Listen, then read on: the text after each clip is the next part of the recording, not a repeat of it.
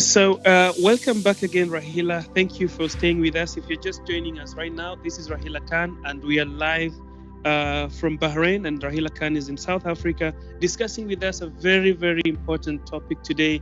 This is a topic where we try to improve the social skills, attitudes, and behavior of our teenagers, and more so focusing on bullying, which is affecting the whole world today. In just a matter of concluding the conversation, Rahila, I would like to bring in the story of this kid. There's a kid that went viral who was bullied, and we've seen most of the great, we can call them celebrities across the world, coming in to join, to improve his feelings, and also to show this kid love and show him that he need to be loved just like others are loved. So my question is, and this is now to generalize it, to bring it wider out of the gates of parents. How are we supposed, as a world, supposed to show love and also appreciate these kids that have been subjected to bullying, Rahila? How are we supposed to be like role models or be healers and doctors to calm the hearts of these kids? What can you show them, or what am I supposed to do as a person to show these kids that they still have a society that loves them? One is to reach out, as everyone has, which is amazing, but that does not make the pain go away until the child is taken into a safe environment and his own healing happens. His healing, as we said, could be conditioning and learned behavior that he has within him coming from his past. I don't know what his issues are. Like I said, what I know from my own experience is that I attracted bullying throughout my life as well. But the more I healed my issues coming from my home and beyond that, when I heal that, it goes away. Because every single one of us can only facilitate healing within ourselves. I don't know what your soul came here to learn in this human experience. I don't know that. But what I know is the more healing I do on my own, in how I let go of bullying from my DNA, the more healing happens for someone like him. I don't need to reach out to anyone and say it's okay. It's not okay, because that someone is hurting. And I won't know until I facilitate someone like that to go to the root issues to clean it out, that that child or that person will be wholesome. But when I do it in myself, because I'm attracting that energy around me, I'll go within me and I'll ask for the infinite intelligence to help me to release bullying from my DNA and diffuse that energy from within me. So if there are 6,000 human traits, we've got to take ownership of every 6,001 of them. Can you see that? So in other words, it's a mirror image. If I'm attracting clients with bullying, then there's some issue within me that's need healing. And for as long as I'm attracting that, then I need to heal myself. You see, in life, it's not about the other person. It's not about anyone. It's only about me and how I'm feeling about it. It's like going to a funeral, right? And what happens at the funeral? Everyone cries, everyone is sad, because you're saying goodbye to a dearly departed, or all of that. Are you crying because that person passed on, or are you crying because you're hurting coming from something of your past? And so often it is you hurting because it's a reminder of your own pain, of when you lost someone or some tragedy happened. So that death is allowing healing for you. It's not the other way. You see, we get it backwards. I'm crying and feeling that, but I'm feeling that. Yes, I'm feeling sorry for everyone who lost this person. And you start crying even more when you see their hurt and pain, because it's a mirror image. Do you see that? But actually, this person or this funeral is allowing me to release all my pent up sorrow and grief coming from something that happened to me before. When we keep opening up into that, Then we come to a place of forgiveness, and then it's gone. Something we learned as practitioners, and I learned this from Brandon Bates, and something she taught us as practitioners, she said, stop fighting. Stop fighting cancer, stop fighting bullying, stop fighting everything that shows up. Because for as long as you're in the tidal wave and you're fighting, you're not going to win, because your body is going to get tired and you're going to drown. But if you're in the tidal wave and you let go completely and you come into acceptance that I am in difficulty, I am in pain, I am being bullied, the moment you come into acceptance of that, you drop the fight and you'll see God throws you a lifeline. And that lifeline could be the best therapist in the world, or that soul that will show up to give you the best kind of healing for you. God intervened. By creating all the hype around something, it doesn't go away. You're just giving more energy and it gets worse and worse and worse. Everyone is giving so much energy to the disease of cancer. And in this day and age, it's more and more prevalent. Why is that? Because we're giving so much fuel to the negative that it's growing more and more and more. Whereas if we accept it and say, you know what, I need to work on myself with it. I need to have good nutrition. I need to go the opposite way of coming into well-being, the cancer goes away. It's the same with any issue, John Gora. The more negativity you feed into it, the more it's going to grow. The more you create a new way of being and teaching this child, giving him positive affirmations, you know what, I'm sorry I went through this. Let him forgive the inner child for going through that hurting pain. Give him a space to vent his emotions of how it makes him feel. And where before did that happen in his life, where he couldn't stand up for himself? It's not about the cyberbullying. It's about what happened to him in this lifetime. I don't know. It could be in his ancestral lineage of whatever happened. Bullying is not a thing that's happening here and now. No, it's a pattern that we carry from past generations. It's a generational sin. It's a toxic pattern that's passed from generation to generation to generation. So those are the things we must go and unpack and heal and say, you know what, I'm sorry, I don't take it on anymore. I don't take on that consciousness of bullying anymore. Thank you, it served me. I now stand up for myself. So immediately you create new neural pathways in the brain of standing up for myself. I can do this.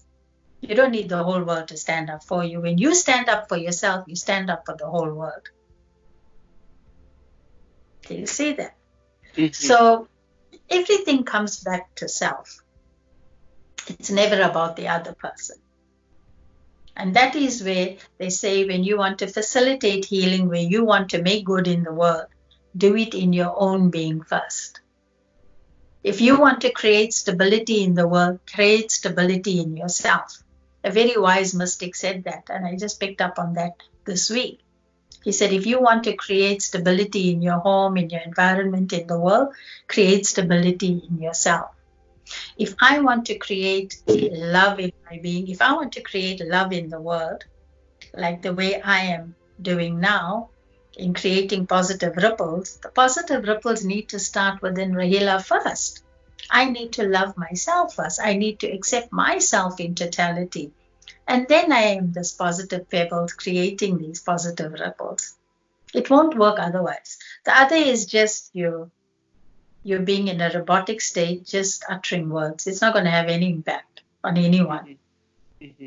What is it? It's just words strung together, putting it out there. It's not going to do any good for anybody, least of all you. So in order for me to facilitate healing, in order for me to bring positivity in the world, I've got to go and work on myself first to release all my past stuff. And when I do that, then something shifts. Then you start emerging, a new butterfly emerges. That's when you come into total freedom. Nelson Mandela did that whilst he was in prison. He did exactly that. What did he do? He knew knowledge is light. He befriended his enemies so that they could bring books to him. And he just sat there and he read and he read and he read and he became a lawyer because he knew everything about the law. He used that time constructively to heal himself. He came to a place of total forgiveness. So by the time he was released, he was in total forgiveness of his very oppressors. That's ultimate forgiveness and love he talks about. And that is his legacy that I took from him that I'm teaching worldwide. Leadership of love, because he taught us that. How to love. Love yourself first. And he loved all of humanity wherever he went. His energy field was so amazing that you could pick it a mile away. Why is that? Because he was such a power of love and forgiveness. And people worldwide picked up on that. So everything is an energy field. So when we come to bullying or anything negative, let go of that energy field. Let go of that consciousness. Come to a place of forgiveness. And thank whoever for doing it, because they are allowing you to come into your own power. If that didn't happen, you won't know that you had the power to stand up for yourself. Can you see? So every person, every situation that we are confronted with is there to teach us how to awaken, to come into our own power. And that's the end of that. So therefore, coming back to what I was saying earlier on, in the context of a family, remember I spoke about the two children, one was bullying the other. Can you see when we unpack it there, in looking at how it makes each of us feel and come to a place of forgiveness and say, you know what, to the other person, I'm so sorry that I spoke so badly to you. I am so sorry that I hurt you. I am so sorry that I did that to you and I didn't realize the magnitude of what I did. And the other person will say, yes, you did hurt my feelings. I didn't like the way you spoke to me.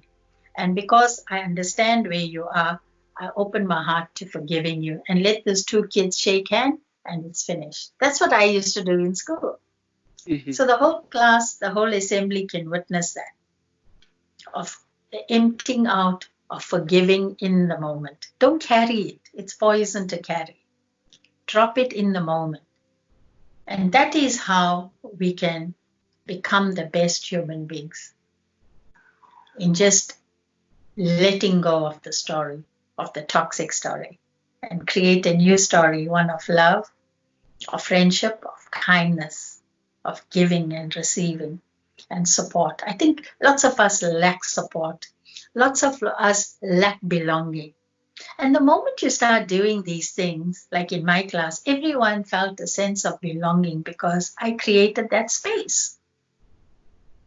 There was no room for anyone to bully anyone because that person will be called on. Nobody's going to let him go away. No, you will come and you'll face the music. Hello, do you know what you just did? And that person will get quite a shock because you called him on it, and he has to be accountable.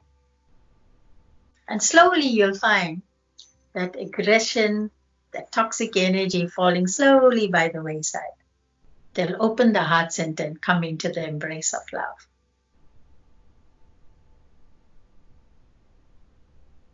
So powerful, Rahila, so powerful. That's totally a lesson to think about and to ponder throughout the week, Rahila. What I've learned throughout this conversation since we started January, Rahila, it's like, the world is losing it because we are not taking care of ourselves. We are expecting much from outside than from within. Because if you start following our conversation since we started, everything is about self, and the improvement of self will create abundance amongst us, within our families, where we're working and all that. So it depends on what you feed into yourself that will create something different across the divide within you and also to the person who is staying next to you. So it's been a very great conversation, Rahila. And the last thing that I would wish maybe you can do is to give us the last parting shot, Rahila, as usual, so that we can close this conversation, because we've learned a lot of things that we cannot, I would not wish to, again, polish with something else. It's a lesson that everyone outside there is going to appreciate in terms of, building the rings that are going to cut off bullying among the society that we live in today. So Rahila, let's take it to your side, to have that parting shot. John Gaurav, very good. The word balance. As much as we're looking at an energy field of the toxic energy of bullying, on the flip side, what is the opposite of that? It's about acceptance, is about respect, love, caring, and nurturing.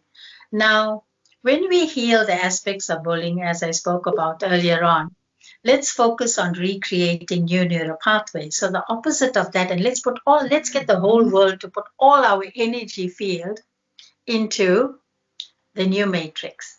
The new matrix will be one of belonging, one of support, one of loving, caring, and nurturing of everyone. Can you see the difference? And reaching out. That nobody should feel alone. We are here to love and support you. The whole world is here. If we create that new matrix, instead of giving all the energy to bullying, let's put all the energy into well-being, into love, respect, caring, and understanding. And the affirmations will be, my parents are loving, caring, and nurturing. My parents are loving, caring, and nurturing, irrespective of whatever happened in your life. No matter how ugly they were, understand they didn't know any better. Nobody taught them how to love and care. We need to take on a new meaning of parenting. Even our own parents and grandparents, they didn't know the best way forward, but through their bad example, we know better. And we accept them in totality. They never expressed it. They never demonstrated it. But I know in the heart of hearts, my parents are loving, caring, and nurturing. If we can keep saying that, that will change the biochemistry. Imagine in the millions of people who are all saying this, how amazing the world would be. There's no room for bullying anymore. Because our parents stopped fighting. Our parents stopped bullying each other. Because I'm having a new reframing. My parents are loving, caring, and nurturing. My parents love me unconditionally. If we keep saying that, that's who we become. What we eat is what we become. We'll eat good words, good affirmations. And that's who we become. That's sweet. That's so sweet, Rahila. Yeah. It makes sense. For me, I feel in anything that happens, right, is to shift the focus on the new. We totally present to what is happening in the negative, but let's release the negative and say, thank you very much. Thank you for teaching me how to stand up for myself, how to stand up and be the best in who I am. Goodbye, bullying. Thank you very much. I love who I am. I stand up for myself. I make good, sound decisions. And I have all this love and support around me, and I'm not on my own. So, yay, this is a new me. Keep doing that every day. That's so sweet. I love how you put it, Rahila. And that's the only way that we can, counter these things that come from outside. Because if we give them room to, interfere with whatever is inside us, then we are broken. But when we stand up for ourselves, then we can kick out bullying, we can kick out cancer, we can kick out all the pandemics that are around the earth that we are fighting. And like you've said, there's no need to fight. There's a need to just develop ourselves against these stupid things, I can call them. Exactly. Keep making new movies. Thank you so much, Rahila. It was wonderful having you today as well. And it's always beautiful to do this together with you, Rahila, and appreciate you taking that opportunity and taking your time to sit with us on One Talk Radio and, changing the world, because the more we talk, the more we speak, the more the world change. Until we meet again next week, Rahila, this is One Talk Radio podcast. And we also appreciate the listeners outside there and those who watch our episodes on YouTube. We'd also like to, request for your advice, whatever you would like us to talk about next time, whatever we are doing that is not in the best way, you can always comment down there and show us how to do it best next time. Until we meet again next week, Rahila, goodbye for now, and thank you so much for being with us. Thank you, John Gara, and thank you, listeners and viewers, for being with us. Thank you. Take care now. Bye.